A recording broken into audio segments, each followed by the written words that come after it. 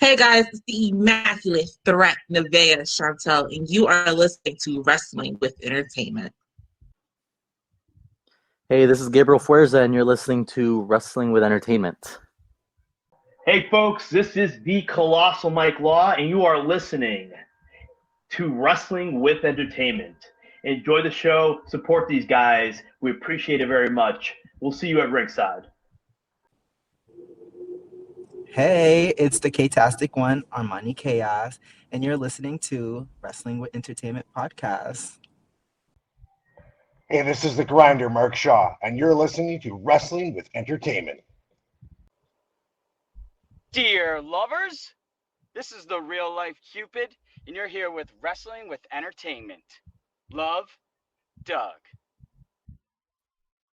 This is the visionary Vaughn Vertigo, and you're listening to Wrestling with Entertainment. Hello, and welcome to the show. It's Wrestling with Entertainment, bringing you the latest exclusive breaking news, previewing and reviewing the latest shows from WWE, AEW, New Japan, and everything in between every Saturday, and interviewing all your favorite wrestlers on Wednesday on YouTube and Castbox. I am your host, James J., alongside Kaliko Yachts. And unlike the DMX album, it's sunny and hell, it's hot. And Scooter Dust. Remember to support bacteria. They're the only culture that some people have. And it's a great day for wrestling, because we are wrestling with the visionary Vaughn Vertigo. How are you, Vaughn? I'm pretty good. I'm debating if I should still call myself the visionary with this whole Seth Rollins thing. I don't know. We'll see. Should be getting your copyrights checked, fam. Yeah, honestly, I should have done more with it. Oh, well. Is there another adjective that starts with V, you think? Oh, there's plenty of words that start with V. I'll think of something. How are you guys doing today? Good. We're doing good. Doing great. Doing good. I'd love to promote, some of the things I have coming up, and unfortunately here in Ontario, we're locked down for another month. Ooh. Although we are working on a Backyard Pro Season 3, but that's probably not until okay. Not going to be out until May or June at this point, unfortunately. Oh, if you haven't heard vicariously through some of your friends, we are absolute fans of Backyard Pro. Perfect. Thanks so much, guys. I really appreciate it. We put a lot of work into it, so. Oh, and we're going to get into it, for sure. Could you tell us where we can find you on social media and your merchandise, please? Perfect. I'm sorry, I didn't exactly get that. What was that? Could you tell us where we can find you on social media and where we can find your merchandise? Yeah, absolutely. You can find me on Twitter at NotEnoughVaughn, Instagram, Vaughn Vertigo. Don't contact me on Facebook. That's a bad idea. For merchandise, you can find me on Pro Wrestling Tees under Vaughn Vertigo. You can also find Backyard Pro under Pro Wrestling Tees. And you can find me on YouTube about Vaughn Vertigo and Backyard Pro. All right. May I also add, this man has an extensive catalog of matches on IWTV Live as well. Is it expensive? Oh, yes. I never actually realized that. Yeah. Searching your name brought up 52 results. Okay. Cool. I didn't realize I had so many on there. That's great. See? Now you can say, Google me, bitch. Yeah, I guess so. And of course, you can find all of those links in the description of the video below, both on YouTube and Castbox. Now you've wrestled pretty much for Barry Wrestling and more recently Bordertown. Could you tell us your relationship with those companies? Yeah, absolutely. I mean, Barry Wrestling was a company that myself and Fuerza started at very early in our careers, probably 2014. So that I was maybe a year into doing matches professionally at that point. And they were one of the first companies, along with C4 Wrestling out of Ottawa, to kind of take a chance on us. Bordertown Wrestling, I started recently working for, well, not super recent. I think it was like 2018 or something. They started up their own little production out of Fort Erie, Ontario, and I got involved as I kind of tested myself more as a heel actually there. So that was really fun. And of course, you have your own promotion called Backyard Pro. Could you kind of tell us how you started that? Yeah, absolutely. I mean, Backyard Pro was kind of a joke idea between Forza and I, where we did this backyard wrestling match when pandemic hit in my backyard. We just made like it was like 2006 MV wrestling matches, like music video matches. Yeah. Mhm. Basically, we based it off of that. Yeah. We just put it on Twitter, and it did really well. And then I kind of looked at Forza. I was like, what if we kind of like did this as a promotion? And then that kind of evolved into, us kind of spitting ideas back and forth, which evolved into a group chat with, I think it was originally 12 guys, where we all pitched our character ideas. And then I decided to buy a bunch of production equipment for it. So then I filmed everything myself with the exception of my own match. I couldn't film my own match. But then I did our production for it, and then we produced 2 seasons, essentially. That's incredible. Scooter, you have a question, please? Yes. All right. Long list of questions. All right. Let's go with something interesting. You went to college for broadcasting, correct? That's correct. How'd you find that out? We do our research. Oh, apparently. Okay, great. Yeah, I went to school. Had you not continued with wrestling, where do you imagine your broadcasting career would have taken you? I mean, I had a pretty good chance to work in a newsroom in Toronto for Global News, but ultimately they kind of said, like, to work here you're gonna have to start doing weekends and evenings. And at that point I was like, well, I really gotta at least have to give wrestling a shot before I commit to this. I at least need to do that. I always said, like, maybe if I'm 30 I'd maybe go back to that, but I've kind of found a nice medium now where I can do my own video work and kind of work for myself. But it's not exactly as glamorous as working in a newsroom exactly, but I'm quite happy where I'm at. We're all working for ourselves. Exactly. Kaliko, you have a question? Yeah, piggying back on that broadcasting class. Usually, like, when most people get into wrestling, they usually just get into the in-ring aspect of it.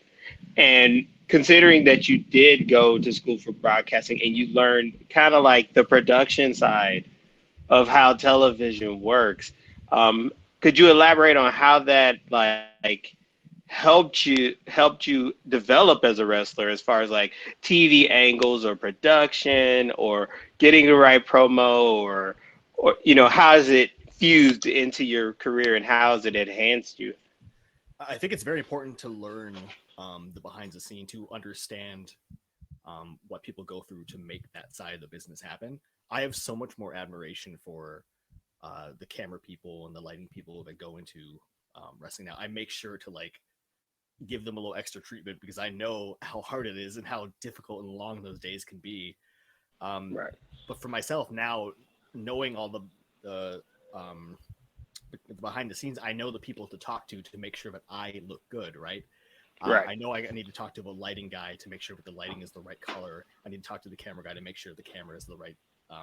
I'm in the right shot in the right spot, So there's a whole lot of I learned from that, and then I also thought down the line, like, even if I do get somewhere in wrestling, whether it be WWE or NXT, I can always be an asset to the broadcast part of it, right? So that's something that would definitely be good.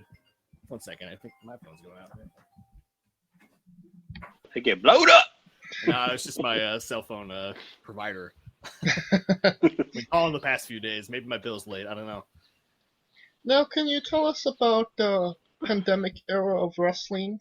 You guys recently said on social media it's taken a toll on you, so to speak. Yeah, it's been difficult for me. To put in perspective, when the pandemic hit, I was in the UK and Germany, and I was supposed to be there for 6 weeks. So this was beginning of March, and I was planning to be there till pretty much after WrestleMania. So WrestleMania 36 now. I was planning to come home after that. But unfortunately, obviously, it was like March 13th, 14th, 15th, we started hearing that everything in the world was shutting down, especially in America and in Canada, right? So all these shows started getting canceled. The Canadian border is telling us we need to leave. Myself and another guy, Brent Banks from Canada. So we're like, oh, I guess we're gonna go home. So we went home, and then that first month back, I like to say it was a relief, but it really wasn't, because I just kind of sat around, and then I wasn't really motivated to do anything. It was a nice break from wrestling, but at that point we all thought it'd be back in a month, right? Yeah. But that Right. unfortunately wasn't the case. I know you guys in America have a little different situation. There's shows when running. the pandemic started here in New York, they were Oh my God, there were lines to get into the CVS, our drugstore down the block, Jeez. and lines were literally around the block, at least 3-4 blocks long. That's nuts. Like, I live in a small town, so thankfully there wasn't like too much of that. Thankfully, I could like go outside and walk down the street, or walk like in a forest sort of thing. I could get out of the house. But yeah, just not having something creative to work on really kind of killed me for a bit. Absolutely. And I mean, in California, we were hilariously unprepared for this. We went in from a lockdown, we were lockdown, then no lockdown, then soft lockdown, then partial lockdown, then complete lockdown. It was like, make up your mind. What a mess. But through it all, people were protesting. Exactly. People were like, let us go outside. But I think the final straw was when like all the state beaches closed, and it was like, come on, man. Like, what the, so that was the straw. My God. Right? Yeah. We were locked down till pretty much, I guess, probably May. Then we started Backyard Pro. That carried us into like August. We were allowed to do a few outdoor shows. So I think I had like 5 or 6 outdoor shows in front of 100 people max was what was allowed. And then things started shutting down again. We did a few indoor tapings, and then Christmas hit, and then there's been nothing really since, unfortunately. Damn. Well, I mean, the good thing that came out of it was Backyard Pro. I mean, yeah. So good things do come out of bad situations. Well, definitely. I know I needed something to work on. In Canada, we got like these CERB checks. I know you guys have like a stimulus or something, but we had CERB checks that were $2,000. And I took the first $2,000 and invested in a new camera for myself, and then that's pretty much what created Backyard Pro. I needed something to work on while I was sitting at home doing nothing, so we had to kind of bend the rules a little bit to make things work. 2,000 Canadian, right? What's that? Sorry? 2,000 Canadian. Yeah, exactly. So we were allowed, I think, 5 people on premises. So we did each match with maximum 5 people there at different locations. And then that just kind of became the thing for Backyard Pro. Like, it was not just one backyard, it was several backyards. Scooter, you have a question? Yes.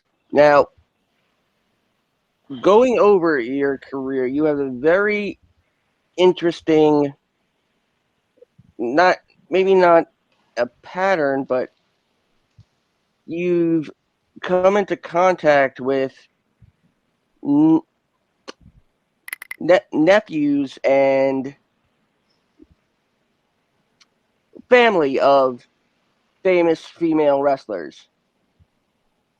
I believe you said your cousin's, not your friend's aunt, was Trish Stratus, and you've been in the ring with the nephew of Paige. Yes, that's actually true. I completely forgot about the nephew of Paige. Yeah, I have wrestled Ricky Knight Jr. A few times. I forgot what his relation was to Paige, but yeah, it's nephew. How was that experience? Focusing on Ricky Knight, how was that experience working over in IPW and the UK scene in general? I'll say it all the time. The UK scene really kind of saved me in a way. I went to the UK when I was kind of thinking about transitioning into doing news. But thankfully, I had my first match with Kip Sabian when I went over there, who's now in AEW. And that kind of changed my perspective on the whole thing. And I felt like I could hang with everybody. So that kept me in it longer, and I kept going back. And now I've been over 5 times. IPW was one of the first companies to kind of book me consistently when I was over. So one of those matches, I can't remember exactly what the match was with Ricky Knight Jr., but I had wrestled him previously to the IPW match at the Knight Family company in WAW. Yeah, and then in terms of Trish Stratus, I grew up with my friend Wayne, and his aunt was Trish Stratus, so she was at like my grade 8 graduation, which is pretty nuts when I think about it. That really is. Yeah, it's super cool. Like my whole start into wrestling is because he got SmackDown versus Raw, and I was flipping through who to play as, and I'm like, dude, that's your aunt. That's nuts. And then everybody would come up to him and tell him like, dude, your aunt's so hot. Like, yeah. Oh wow, that's just gotta. Well, you know, boys, when you're like 10, you know, the things I do to your aunt. Like, wait, exactly, what? Like, exactly. He didn't need to hear this. The match with Ricky Knight, you're referring to the tag team match? Yeah, that's Roy McRae. Yeah. Mm-hmm. But hold on a minute. What SmackDown versus Raw are we playing here? 2007 was the first one I played. With no subtitle. Oh yeah. The first one. But I think the first one I played was the original. So, yeah. Oh, the original? Okay. I got into wrestling a little bit later, unfortunately. Wait a minute. 2007 is the best one. It definitely is the best one, in my opinion. It's the one they all play on Twitch. It had the best music too. The best soundtrack. That was the best soundtrack. I'll be honest. I listen to that soundtrack at the gym all the time because it's so good. It is good. I mean, all of the WWE video games has had really solid soundtracks. No, they haven't. These recent years are a bit questionable. And the the games are questionable as well. So you can't give and take. The SmackDown versus Raw land. Yeah, true. I mean, nobody wants to hear Florida Georgia line. Like, I'm just saying. Oh yeah. That's on the soundtrack, James. Why are you talking about like? Well, also NWA was on there, so I mean, it wasn't a total loss. Well, I'll take NWA, but I can just, someone needs to. Didn't they have Down with the Sickness? And like, remember the part of Down with the Sickness where it's like super dark? Yeah. Super cringy. Yes. Yeah. It's like, I don't know if we should have this on here. It's like, questionable. Think if you're like 10 with that part. Don't tell me, Daddy. I'm like, oh, I'll be a good boy. I'll be a good boy. Yeah, that's a bit much. But I listened to that when I was 10 anyway, so who cares? See, that's what I'm saying. Like, I hate when people be like, oh my God, you can't expose them to 10 when they're 10. I was like, bro, when I was 10, you know how much 3-6 Mafia I was jumping on? Like, it was over with. That's when you sit them down and make them listen to the Richard Cheese version. Okay. That plays during the remake of Dawn of the Dead. Oh. I wonder if there's like a Kids Bop version of that song. Oh my God. Oh man, Kids Bop. You remember? You remember Kids Bop? They would take like. We're still doing Kids Bop. Kids versions of like uberly adult song. Like they got Blinding Lights as a kids version. I'm like, that's about cocaine, bro. Like we're definitely getting off topic here, but Kids I just wonder what happened to the people who did Kids Bop. Like my girlfriend and I talk about this all the time. Like, what are the people who sung in Kids Bop doing now, right? That's what I want to know. Coke. They exploited it. Exploited them like a Nike sweatshop in China, man. Come on, man. Kaliko, you have a question just as we try and get back on topic. I know, as we just go, it tends to get off the rails, but this is when we're at our best. I hope you be patient. But I do want to talk about one match that you had in particular, and it was a triple threat tag match, and you and our previous guest, it was Gabriel Fuerza, James Fuerza. Oh, did you mispronounce it? Oh no. See, I keep telling them. James, pronounce it for Mr. Vertigo. Fuerza. Yes. Okay. Fair enough. I think I'm getting the Fuerza. Where? Fuerza. You got it. Where? Yeah, there's no roll the R. There's no roll in my tongue. I'm sorry, my tongue is incapable of rolling. And you're an hour and a half from the border. Come on, man. Anywho, it was Fight or Flight versus the North. versus MSK. Yes. And I got to see that match, and the one thing that I kept getting out of it's like to showcase you guys. Like it just felt like you guys were on that level with them.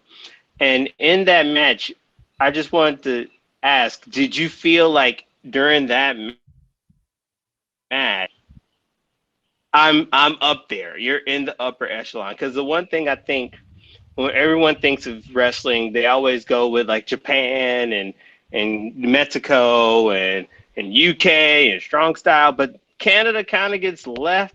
You know, I wouldn't say they left off, but they kind of get omitted, whether it's willingly or unwillingly. So, do you feel like that match had you feeling like, yeah, this is what I'm doing for my country. This is how I feel I made it. Definitely. Alpha One has always been very good at bringing people from the States for Canadians to work with, because it's not very often that people like us get to work with, to learn from talent from the States, essentially. So, obviously Van Norfolk from Canada, so we wrestled with them before. Right. Being able to wrestle MSK was a really good experience. Unfortunately, it wasn't a very long match. It was a scramble match. So there's not really much you can really. Not a scramble. It's a three-way tag, so it's treated like it's it's very quick. Yeah, it's very rapid, but you would learn a lot more in just an individual like 2-on-2 tag team match. But still, being able to get in the ring with those guys was really, really cool. And obviously, we didn't know that they were going to end up in NXT. So that worked out in our favor. But yeah, it was a fun match. I remember the most about the match is that we won, and the crowd reaction wasn't exactly where we wanted. And apparently, it was because the ring announcer might have. Or something happened where the crowd thought it was an elimination tag team match. So they thought now I see the confusion. Yeah. Okay. So that was the now problem. that makes sense. That was our big title win, but it wasn't what it should have been. Now, you recently sat down with Lance Storm. Yes. And we actually talked to another person that had sat down with him as well, Becca. Can you tell us what you learned from that sit down and how that actually came about? Yeah, so the way it came about was I was tagged in a tweet by Big Swole from AEW. I've never met Big Swole. Big Swole! Goddamn, do I love Big Swole now. She was super cool. Somebody tagged me in it. She was giving away a Lance Storm, or I think she was giving away 2 of them. I got tagged in it. I just said, "Oh, thank you," and I didn't think anything of it. I never win anything. Nobody ever wins at these things, right? And then I won, and I was like, "Oh, okay, this is very surprising." And then I took a while to send Lance Storm a match. I sent him a match eventually. Sat down with him. Like just listening to him talk, it's incredible. His mind works in ways I never thought. Like my brain didn't think that way, but now after I have this these 2 pages of notes just from sitting under the learning tree with him, he gave you homework. Want to, change everything. Yeah, essentially homework. Exactly. I asked if I could record the Zoom call, and he's like, "No, I don't want to do that because I don't want it ending up on YouTube." I was like, "Oh, damn!" So I guess I actually have to make notes. But yeah, it was an incredible experience. He was super, super cool. What was the biggest takeaway?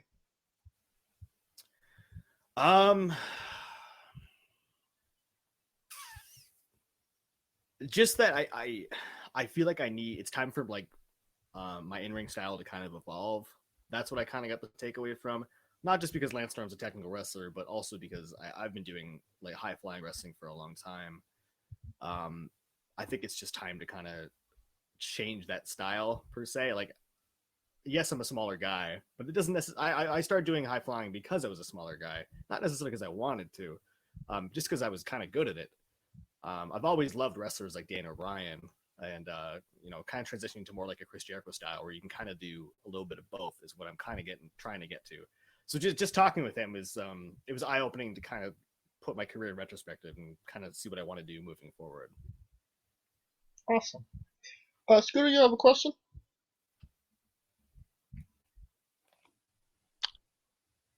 Yes. Let's see. Which one should I ask? All right. Just between all of us, who are the winners of the first 3 Vaughn Vertigo Gauntlets.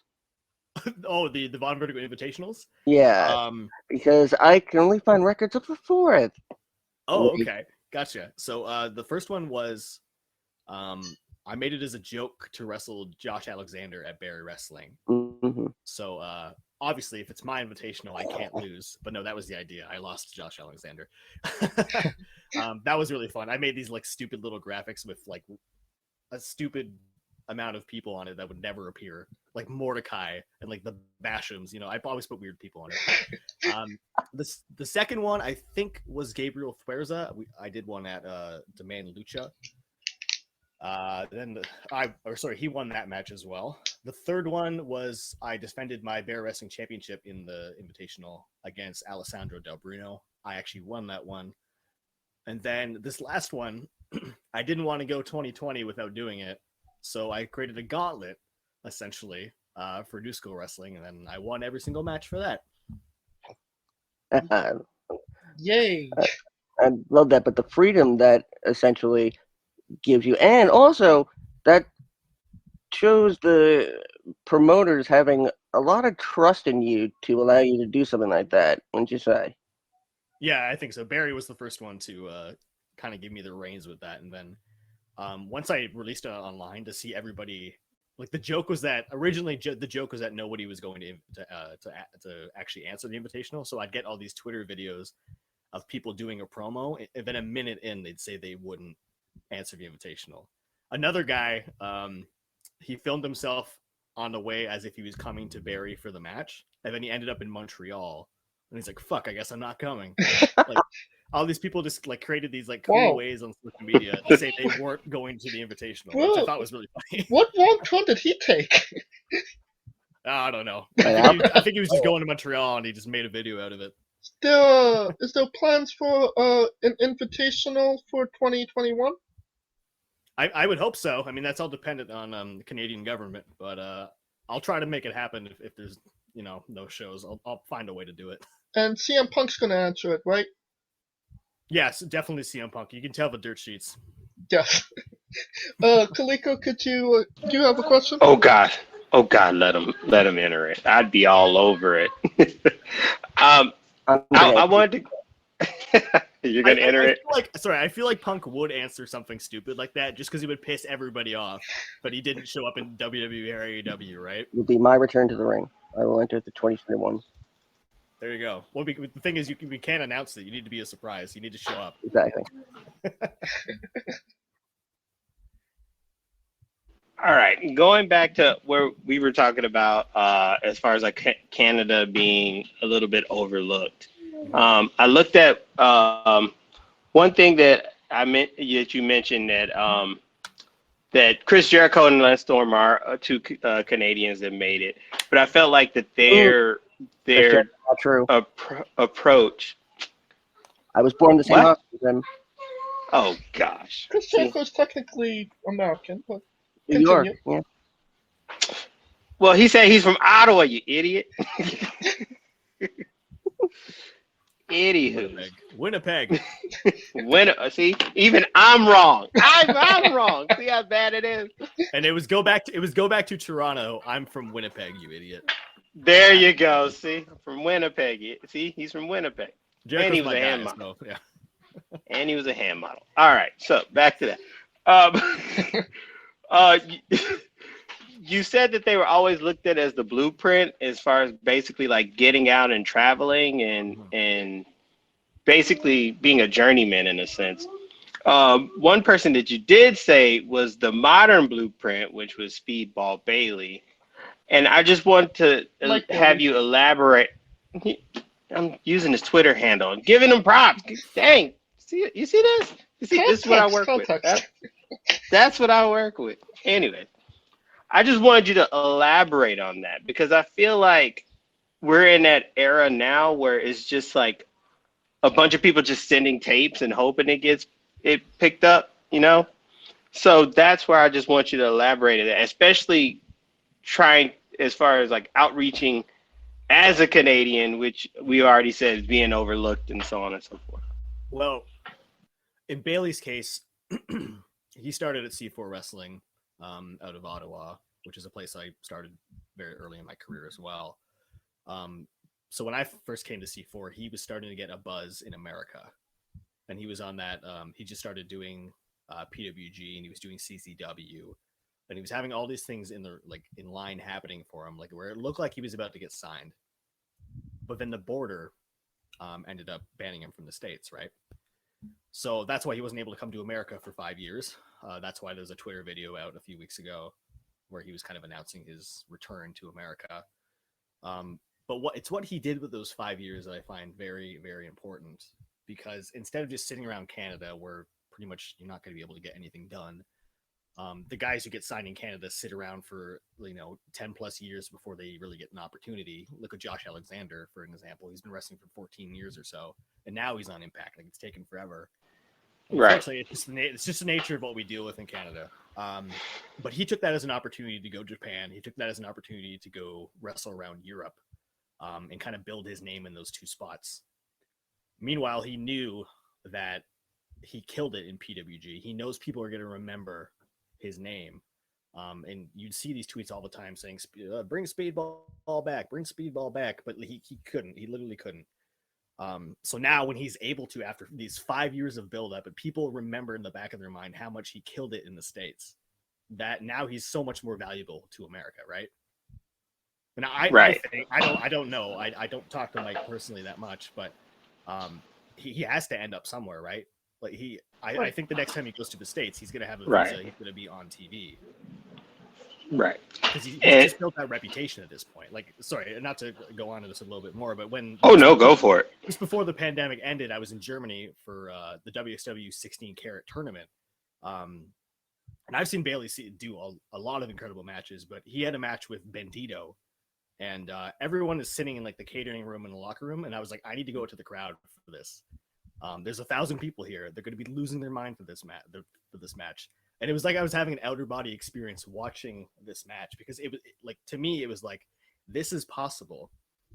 Like, Mike Bailey is killing it. He's doing it. He's going somewhere. I don't know. Mike Bailey's just a huge inspiration for a lot of us in Canada, essentially. And I'm glad that you elaborated on that. But if you could change one thing that would give Canadian wrestlers more exposure, what would it be? Because I feel like it shouldn't be that hard, especially considering, like, here in San Diego, right? Mm-hmm. We get a lot of wrestling, but we definitely get a lot of the AAAs, and because we're right by the border, it's basically an influence. Same with New Japan, because there's an Asian demographic in LA and in San Francisco, which pulls from that. So what would be the one thing that you would change to try to make it easier? Because I feel like it shouldn't be this difficult.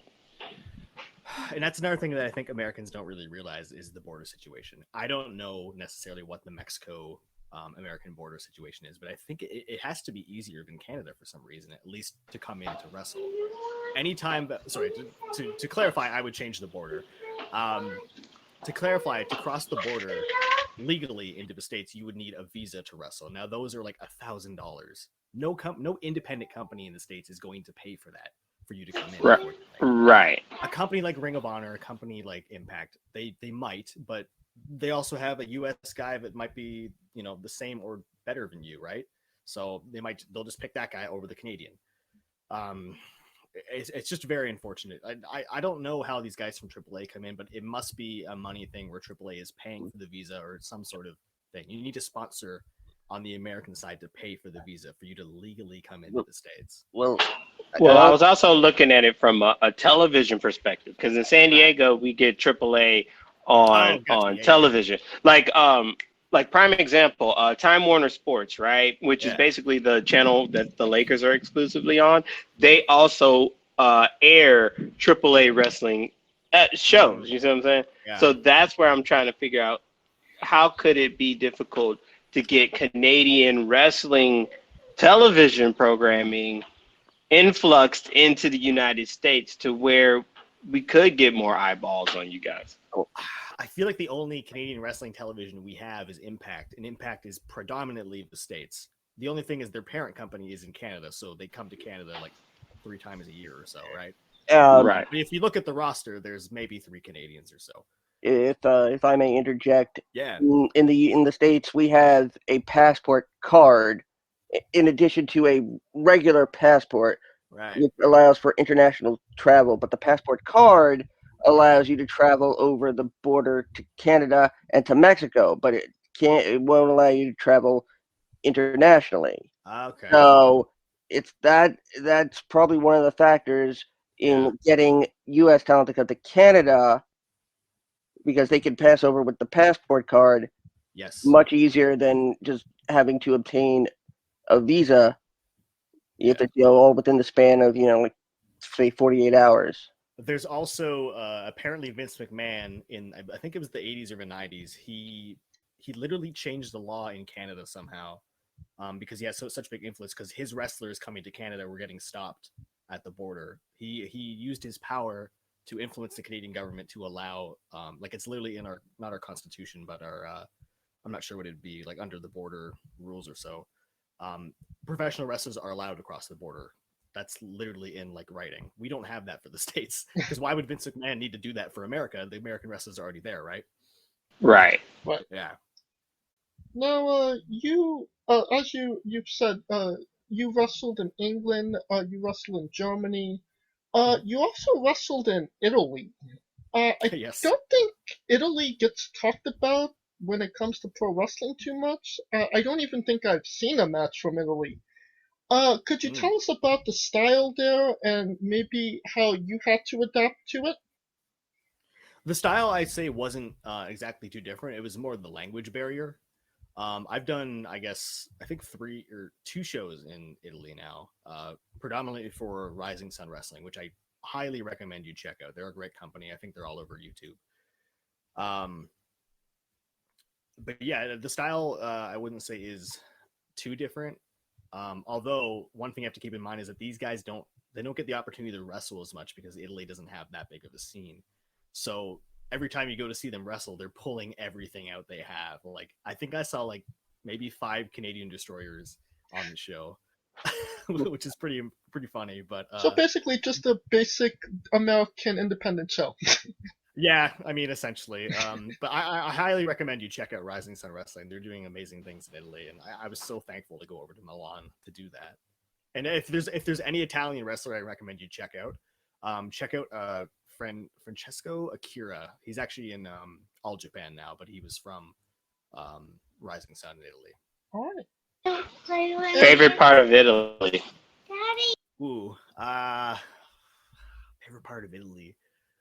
I mean the food. I mean it's an easy answer, but really like the pizza's really really good and the pasta's really really good. I had homemade lasagna and it was so much better than store bought. Oh yeah, I've been to Italy and people don't know because like it was funny and just quick story because I asked for a personal pan pizza and as you see my son in the background he's all but I ordered a personal pan pizza and I'm thinking like American personal pan like the little 4 slices whatever and then they come out with this large ass pizza. You're like god damn. So they get you fat. I don't know how they stay so skinny eating all that. I have no idea. We ate all this lasagna before the show, and I was like, "How am I going to wrestle after this? I'm going to throw up." Well, that begs the question: pineapple on pizza. What's your stance? So, oh god, everything I say has a long story to it. I'm just going to keep it short. I used to not like pineapple on pizza, but Gabriel Fuerza actually kind of got me into eating pineapple on pizza. He kind of changed my really. Yeah, I like it now. Well, what you said it's a long story. Could you maybe elaborate a little bit on that? Well, I guess it's not that long of a story. It's just I used to give him shit for getting pineapple on pizza, and then when we lived together at one point, he kept ordering I guess pineapple and ham and feta cheese on his pizza, and I'd sneak a slice every once in a while. And I was like, okay, this is actually pretty good. I should probably just admit this is. You and Master Slamovich cannot be friends. We can't. Oh, does she not? She likes pineapple, but not pineapple and ham. When you put the ham with the pineapple, it ruins it for her. And really? she's very passionate about that combination. Well, I'm gonna have to tweet her after this. And you said it was hard to, the language barrier in Italy. What's harder to learn, Italian or Cockney? I think Italian, really. It's a lot hard to understand. All right. Scooter, you have a question? Yes. Now, I'm not gonna reveal your real name because we don't do that here. How did you find my real name? I gotta get rid of that. It's easy if you okay. know where to look, because you also mentioned it in previous interviews. But I have to. I gotta ask, Cookie Dough's father. because your real last name makes an awesome sounding character. Yes. So basically, why Vertigo? I know some would say the association of a fear of falling or of heights. I would say it's a Hitchcock reference. But why Vertigo? Well, originally to be fair, when I was a backyard wrestler, I was Jeff Vertigo. And I just kind of kept that name when I transitioned into wrestling, and then eventually became Vaughn Vertigo because there were too many Jeffs. At least on the show I was on, there was like 4 Jeffs or something. So switched to Vaughn Vertigo. Vaughn is my middle name. Vertigo I've kept from backyard. I felt it kind of fit my my style because I'm kind of all over the place. But I also thought it could be a mental game thing where vertigo kind of affects your sight and your balance, right? So I thought it could also be kind of a mental thing. But also, I never actually pictured it. But Alfred Hitchcock. Yeah, I can't even say his name. Alfred. Yo, Hitchcock. you almost said yeah. You Exactly. almost doxed yourself right there. Well, I also think it could work for that because now that I've kind of put myself as a media guy in professional wrestling. You've got a lot of that last name. Yeah, I do have a great last name, and it's only really in the past few years become kind of relevant. At least it feels like on social media. My biggest thing is I don't necessarily want to use it because of crossing the border is always an issue with that. Also, I'm not entirely sure how to incorporate it. I have to think about it, but I've definitely thought about it. All right. Kalika, you have a question? Yes, I do. I'll need to know the backstory of why does Jody Threat has your Chris Jericho figure? Oh boy, Jody Threat. Okay. Because I have a similar story with my brother. My brother, it's funny because he had a Shawn Michaels figurine. I broke it when he was a kid, and he has never let me down. I'm a grown ass. I'm damn near 40, and he's still just, you broke my Shawn Michaels toy. So I'm like, damn, let it go. So I can feel that. And could you tell us specifically what figure is it? I mean, it's I think it's a 2002 Chris Jericho. It's somewhere behind me. I have to go grab it, but I do have the figure now. I just revealed that Jody does actually not have the figure. I just spoiled that. Anyways. Oh, how'd you get it back? Sorry, I want to know how you get it back. Now I need the full circle. Is that season 3 of Let me tell you, it's a storyline. So this figure, I left in my car once when I went to Chicago. I left my car in Toronto. I was gone for 3 days. I came back. My car was broken into. Everything was gone from my car, except this Chris Jericho action figure. They did not take my figure.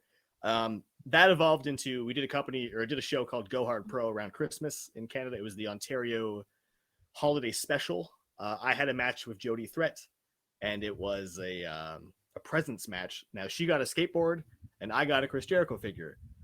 So we wrestled a match.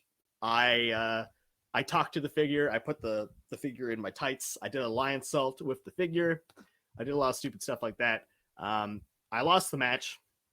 I got F5 through a skateboard, and then Jody took the Chris Jericho figure from me. So that's what happened. Oh, no. Oh, yeah. How'd you get it back? Well, I just took it back. She left it backstage, and I grabbed it. Would it be... Put it in my bag and left. what the reason she took it was because you made her a demon on Backyard Pro? Oh, that was her decision. I did not make her a demon. She's I a very was- good demon, though, isn't she? I mean, it's like Golem-esque. Yeah, it's like terrifying. Like, I was even thinking, wait a minute, is that Jody Draft? That's kind of what we wanted. We wanted everyone to have new characters. Alright, I think we've gone long enough without actually talking about it. Backyard Pro. I have about a billion questions. I've narrowed it down. Sure. Hit me. I've narrowed it down to the top 100. So, who was the dog in the pool rumble? The dog in the pool rumble? Yes. That was John Gareet's dog. He brought it for the. I guess he had it in his car. He was on his way to like a cottage or something like that, and he didn't want to leave in the car, obviously, so he brought it out. That was Johnny Applebottom. He was in the rumble match, and also a commentator for Backyard Pro. Yes. Who was the girl in the rumble that just kind of walked by? Oh, that was my girlfriend. She was taking photos. I had to think about that, yeah. Because, like, there's, like, a major match going on, and then this girl, and she's no-selling that these guys are killing each other. It was like...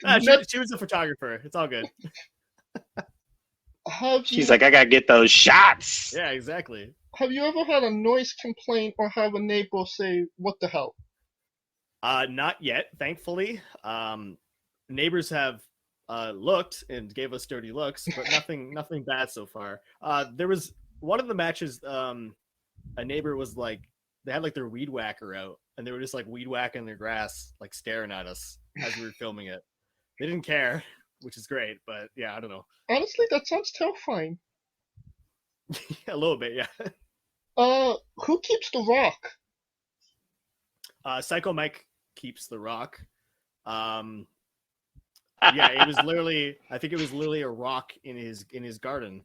That's all it was, really. There's actually he has two rocks. One was Hard Place, which was in like a little vignette we did. And there's a specific rock that is the rock. Wait, did you say rock in his hard place, as in between the saying literally between a rock and a hard place? Rock and a hard So place. if you watch the Rio de Janeiro match. What's that? The Rio de Janeiro match that The Rock won. Yes, it was The Rock versus Hard Place. That you got it exactly. That's how he won the title back in 1950 something. I forget. I don't know. He's had the title for like 70 years. How'd you get Josh Alexander and Pantyhose? That was his wife's decision. Actually, she had that laying around. And since he's the dancing weapon, it made sense. And who's the Cookie Dough Moondog match? Whose backyard was that? Because that was more like something out of Friday the 13th. That was a wooded area. Yeah, so that was Alexia Nicole's cottage, I believe, or family's cottage, something like that. Damn. That was actually the first match we filmed for Backyard Pro, so that was really the trial for figuring out how it went. But we thought it was such a cool location, we couldn't not use, like this spot by the water. Absolutely. And how did you get? And I don't think this is something people kind of overshadow. How'd you get Evil Uno as Backyard Uno? I just talked to him. Like I've wrestled Uno a few times. I'm not close with him, but I'd say I'm friendly with him.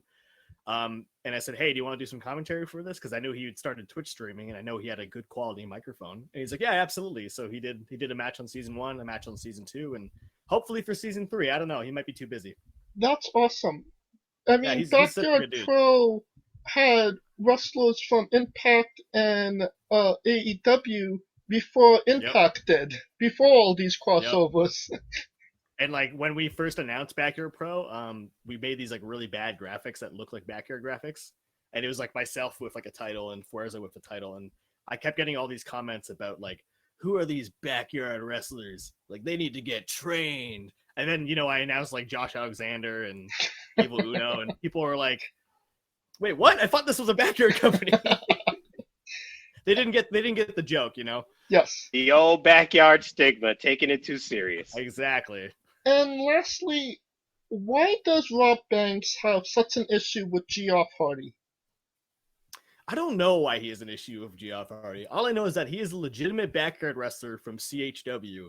And for some reason, he's in Backyard Pro. And for some reason, he's an absolute monster. And I couldn't beat him. And he cost you most of your matches. All of your matches, actually. Yeah, it cost me 2 of them, I think. Yeah. I don't know what his deal is. Will we see that issue get resolved in season 3?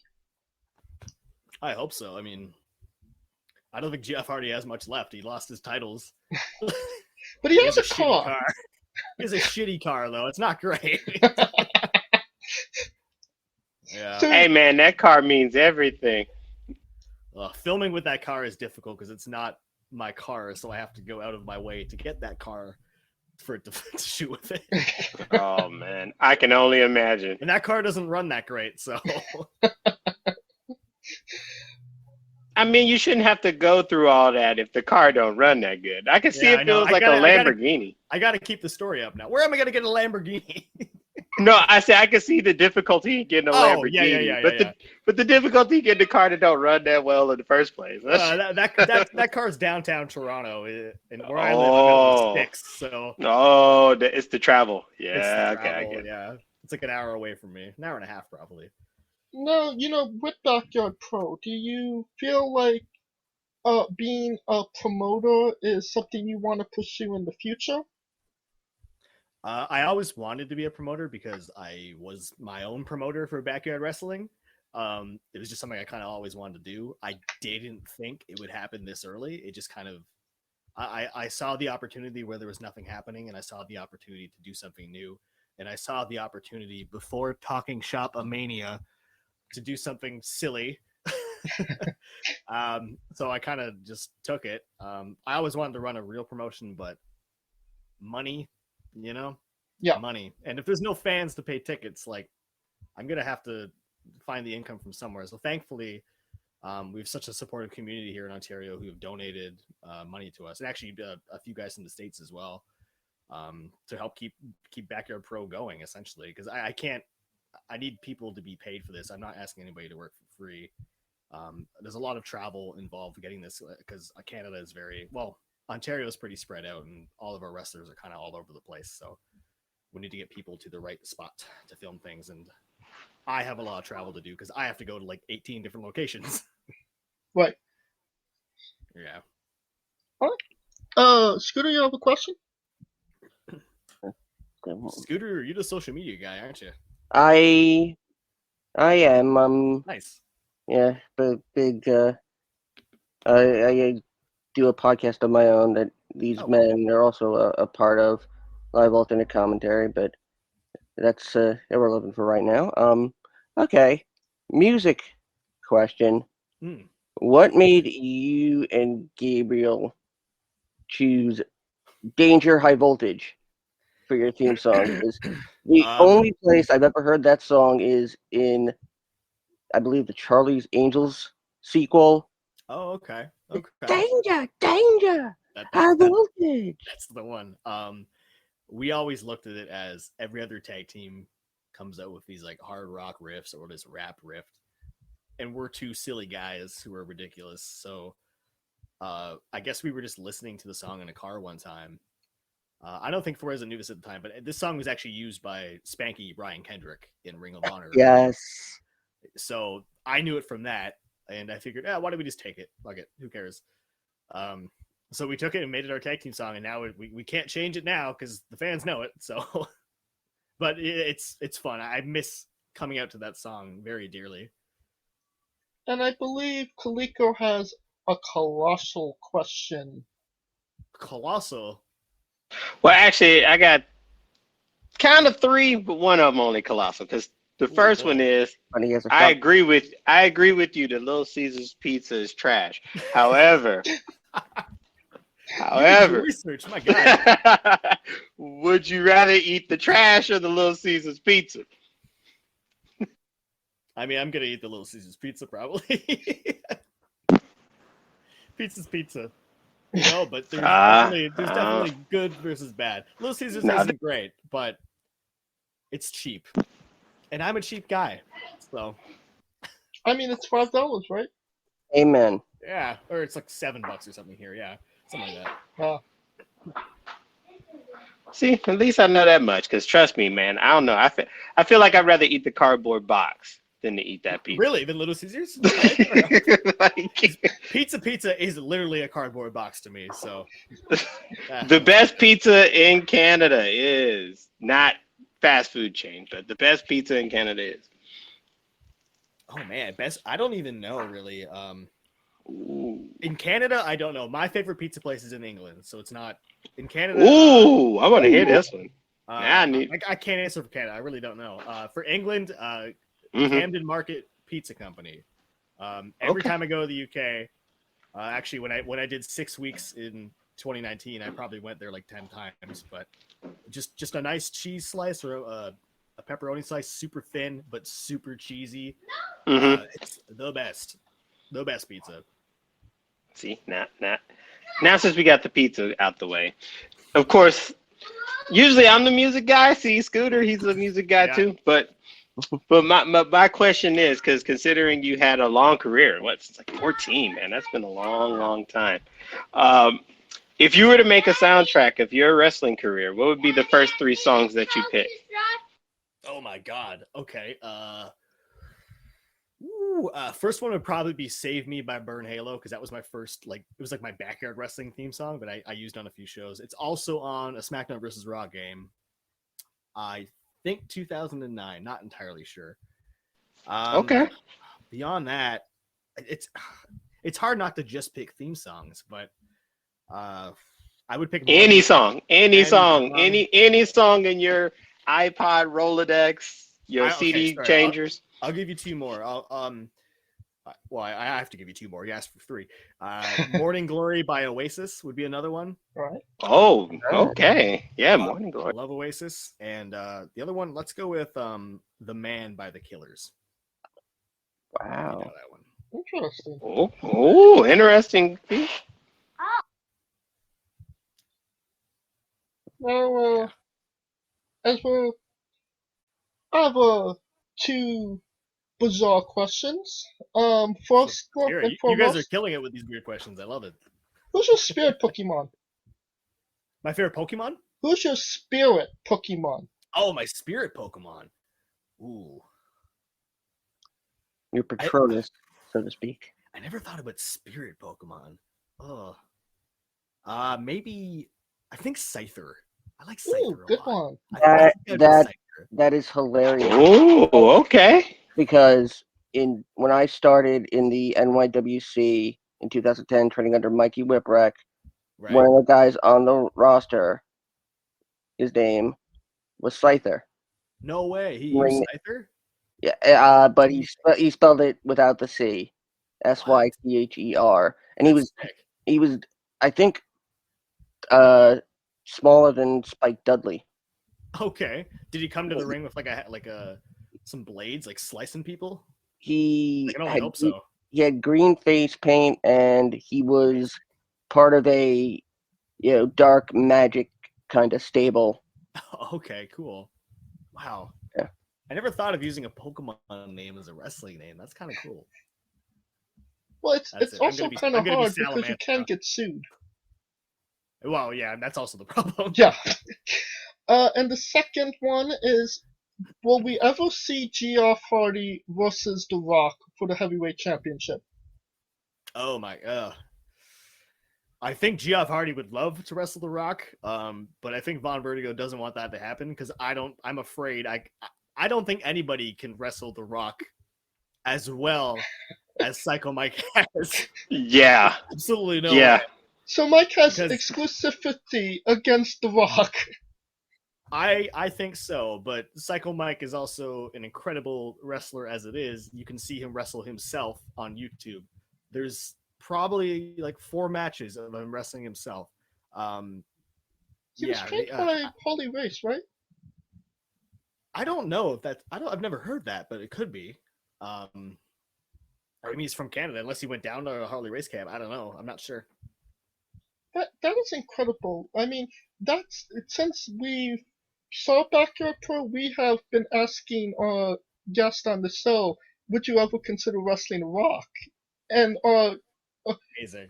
our explanation is, Psycho Mike wrestled a rock for over 15 minutes, and what was billed for as a 2-week on-man match. And a lot of people have, history, right? It has to be. I mean, a lot of people lose their shit when they hear that. That's good. I want people to lose their shit. I want them to go look it up and watch it on YouTube. I've actually sent the link to a couple of people, a couple of our guests. Thank you. I really appreciate that. But when he asks the question, I clarify. When he says, "Would you ever consider wrestling a rock?" I say, "Not the country." And not Dwayne Johnson. Not Dwayne Johnson. Yep, exactly.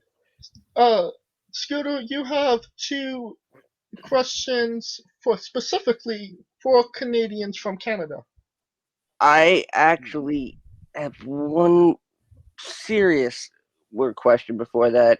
Probably could be answered in a couple of minutes, considering what I'm asking about. It was only about 3 minutes. You had a short documentary made about you called "Wrestling as Vertigo" in 2015. Yes, when I was in college. Yes.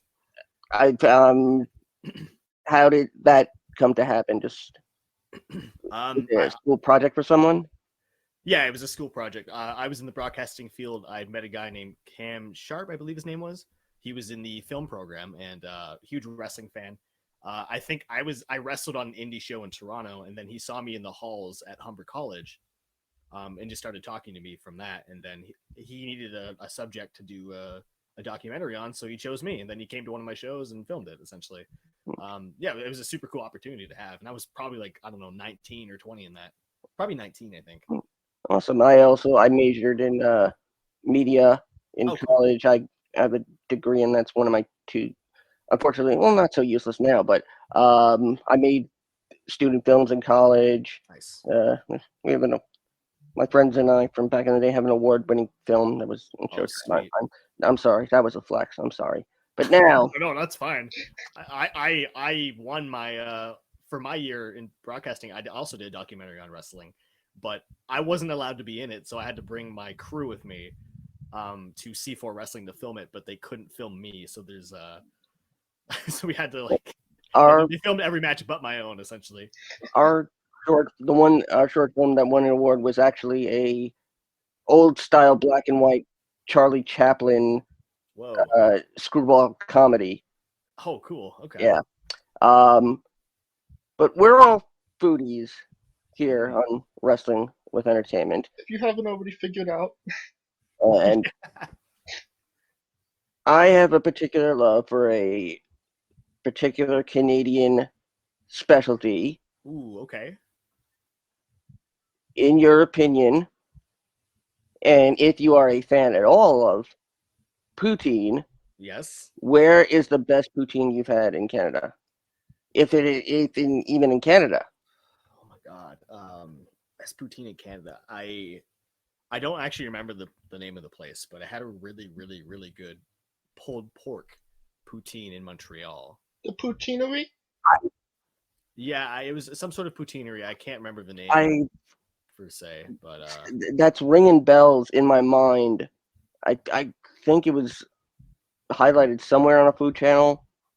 I think it could be, honestly. There's I may be talking on my ass, but poutine by itself is great.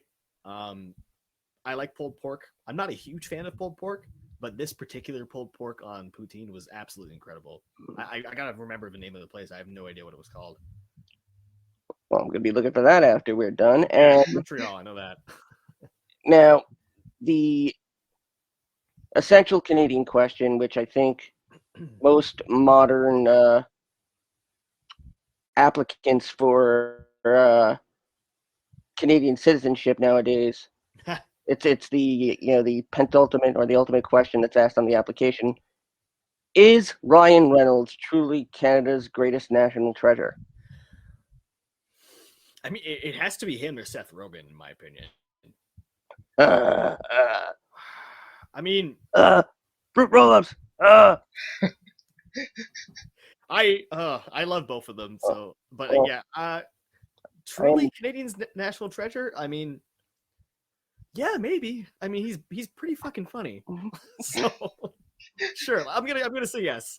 I love the fact that you said Seth Rogen only because I am Jewish myself, and Oh, are you perfect? and I like weed, and I also have kind of a Jew-fro, so Seth Rogen's your guy then. Alright, it is once again time for that segment of the show. Vaughn Vertigo's Bizarre Adventure. You're a pro wrestler that goes up and down the roads, and crazy, weird, and bizarre things are bound to happen. Can you tell us a road story that fits that description? What did Gabriel Fuerza tell you for this? Because I don't want to tell the same story. I don't believe you were in it. Okay. Bizarre road story.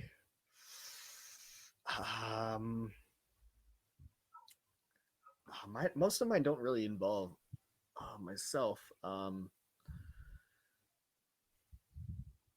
mean, I'll try to get this one quickly, but driving around Ultimo Dragon that was pretty bizarre. It kind of came out of nowhere. We had to drive Ultimo Dragon from Ottawa to Toronto, which is about a 5-hour drive. Drop him off at his hotel, and that was supposed to be it for the weekend. But we dropped him off, and Ultimo Dragon's like, "So what time are you going to be here tomorrow?" And Fuerza and I are like, "I guess we're coming back tomorrow." So we picked him up the next day, and we had to bring him to the Blue Jays baseball game.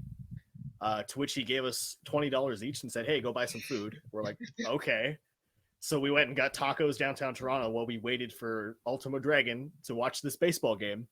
And then we picked up Ultimo Dragon and we brought him to the show he was supposed to be at. Fuerza had to translate for him at the show. And there was this guy, this wrestling fan out of Toronto. I can't remember his name, which is probably a good thing. He was really annoying. But you know the Ultimo Dragon photo where he's standing like this with all the titles, right? Yeah. That like famous photo. Yeah. I love that photo. He has like 8 titles on him or something. This guy brought every title that Ultimo Dragon had ever won in his career. And he wanted to take a photo of Ultimo Dragon holding the titles beside him.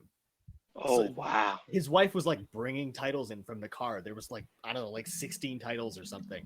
And damn! And also, like, these things aren't like super light. He's trying to hold them and he's trying to be nice to the guy, but like, dude, this is way overstepping your boundaries here. So that was super weird. I forgot one part of that story. When we dropped him off at the hotel, they gave us the key to his room, and we went up to open the room for him because we're supposed to help Ultimo Dragon, right? We opened the door to the room, and there's a guy sleeping in the bed, and we're like, did he give us the wrong key? Like, what the fuck? And so we went downstairs and had to get another key to another room. So some guy, he was just out. We don't entirely know. We think it was Steve Carino because there were 2 hotel rooms booked that night for this wrestling company.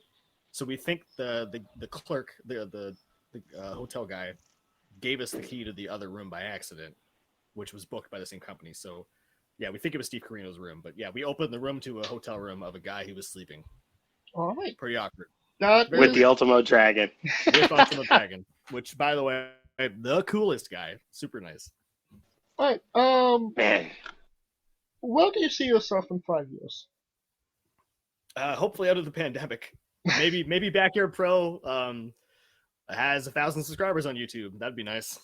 I don't know. Hopefully we get that. I just want to. In the next What's that? year. Sorry. Hopefully we get that in the next year. Hopefully the next month. Who knows? Yeah. I want to keep traveling and wrestling. That's what I've been doing, like kind of focusing on for the past 4 years. It was actually 4 years ago today I had my first UK match. So I've been focusing on that. I've been trying to get the Speedball Bailey schedule of a month in Canada, a month in the UK, and a month in Japan. That would be ideal for me. Because all of the guys that I've looked up to throughout my career have been the journeymen. It's been your Bryans, it's been your Jerichos, it's been your Eddies. It's all these guys who worked so hard before they got to television. You know, they kind of traveled the world before they got there. And that's kind of what I want to do. I want to be ready by the time I'm at that, you know. I don't want to come into NXT or AEW now. I don't think I'm I don't think I would. I don't think I'd thrive. I feel like I have so much more room to grow before I go there. And what is a match that best shows off what Vaughn Vertigo is all about that people should go out of their way to see? My favorite match I've ever had was the match I had with Kip Sabian 4 years ago in DOA, but unfortunately there's no footage from that match, which is really unfortunate. Yeah, very unfortunate. If there's a match recent, so picture the match in your mind. Yeah, picture it in your mind. I can't even fully remember it. I just know that everybody was into it. It was great. We got to redo that match when he was leaving independent wrestling in New York 2 years ago, actually, for as part of Mania weekend. But unfortunately, there was only 40 people in the audience, so it wasn't as good. In terms of a match that sums up my career, I mean, probably the match I had with Gabriel Flores at Barry Wrestling. I think it's on YouTube somewhere. Yes, that's a good one. That was really cool because it was a company that we worked from since we were so young, right? And to kind of main event the company for the title, that was kind of a big deal for us. Not much, probably not a big deal for you guys from the States, but for us in Canada, it was good for us, you know. Oh no, he said that was one of his highlights. He said that was one of his highlights too. So we've wrestled each other a billion times. He actually said the same match as well. So you guys are on the same page. Oh, perfect. That's good. I'm not gonna get heat from him then. Since we're nearing the conclusion of this interview, we are wrestling with the 9 questions of doom. Okay. These are 9 questions, or shoot round, or bonus round. The round that we find out who you really are. Are you ready, Ron? Oh boy. I think I am. Excluding yourself, greatest wrestler of all time. Shawn Michaels. Worst wrestler of all time.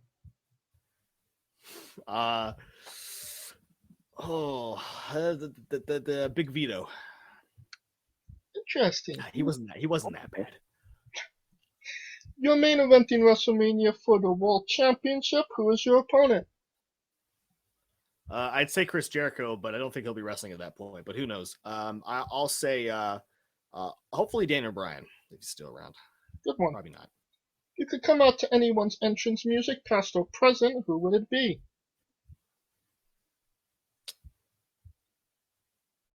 I want to come out to Kane's music, but I want to come out to just unmasked Kane. You know, Finger 11 Kane. Slow Chemicals. Slow Chemical, that's what it's called. Yes. That was a good one, and that's not the first time we've had that answer. Oh, someone else did? Perfect. Yeah. I would look super unintimidating coming out to that. Finish the sentence. Kayfabe is.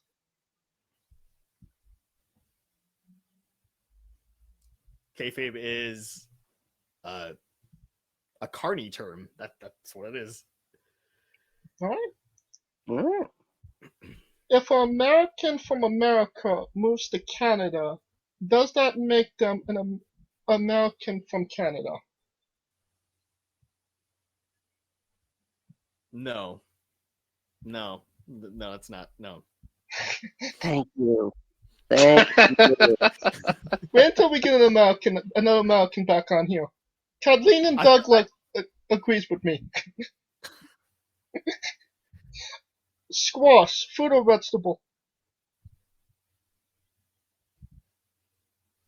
I think it's a vegetable. Wow. Told y'all. It's a fruit. It has seeds, doesn't it?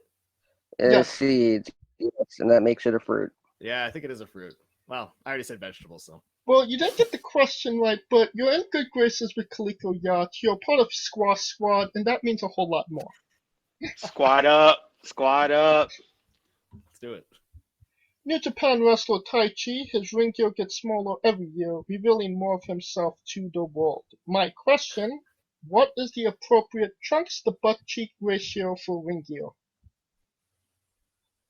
What is the appropriate trunks for sorry, hold on. What? What is the appropriate trunks to butt cheek ratio for ring gear? Oh, I think you gotta have a little bit spilling out, you know? Let's be honest. That's what the moms are paying to see. And if you ask me, I I've done the Ric Flair show my ass spot a few times, so what do I know about it? And the main event, the last question, the thing everybody wants to know. Have you ever had a conversation with a stranger in a supermarket about Darby Allin? I definitely have not. And that is the correct answer. Thank you so much. I don't know what I'm trying to prove by that, but no, I'm not. I feel like these are internal debates between you three that I'm settling. Primarily, yeah. Yeah, okay. Yeah, I figured you guys out. I mean, basically, these are just stupid things that we've asked each other on our Saturday show that have kind of taken a life of their own at this point.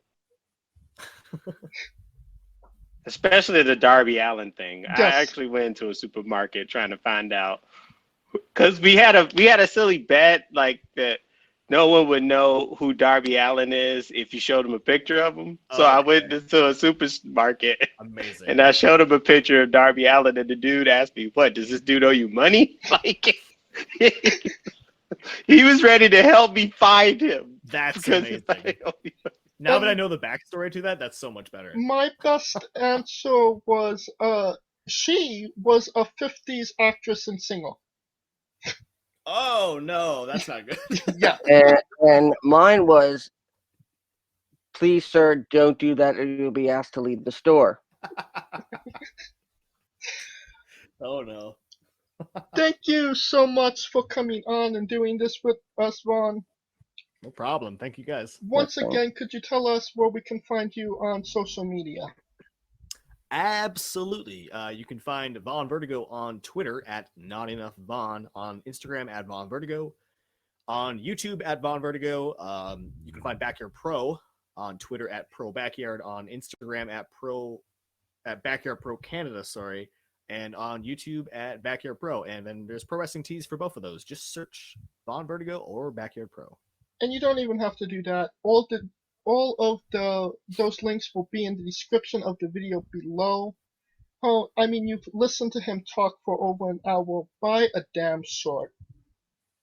Like that would be wonderful. I gotta pay for more Backyard Pro stuff here. Support Vaughn Vertigo. Alright, and if you like what we're doing on the show, please like, subscribe, comment. Join us on Saturday for our preview and review. And join us next Wednesday for whoever we have coming up for an interview. Until then, you can follow us all on Twitter. You can find the show at Wrestling with E. You can find me at JamesJ993. Where can they find Kalika? You can find me with my stranger looking for Darby Allin, who owes us money, at I Am Kaliko. And where can they find Scooter? They can find me digging through their trash for recyclables. But if they want to find me on social media, they can find me at Scooter Dust and holding it down for the UNB network at UNBS Wrestling. For our very special guest, Vaughn Vertigo, Kaliko Yachts, Scooter Dust, I'm James J, and this has been Wrestling with Entertainment. Hey folks, this is the Colossal Mike Law, and you are listening to Wrestling with Entertainment. Enjoy the show, support these guys. We appreciate it very much. We'll see you at ringside.